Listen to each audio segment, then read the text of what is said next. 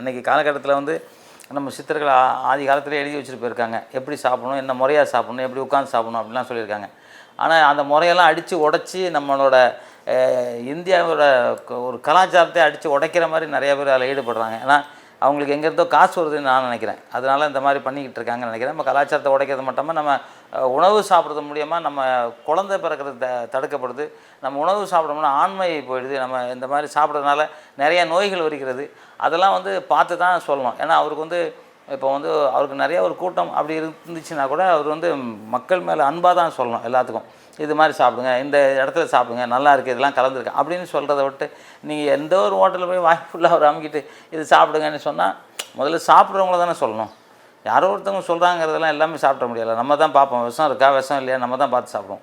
அதனால் நம்ம சித்த பெருமக்கள்லாம் வந்து நிறைய பேர் சொல்லியிருக்காங்க எப்படி சாப்பிடணும், அது எப்படி உட்காந்து சாப்பிடணும், எப்படி வணங்கி சாப்பிடணும் அது சொல்லியிருக்காங்க. அதை கடைப்பிடிச்சாலே போதும்.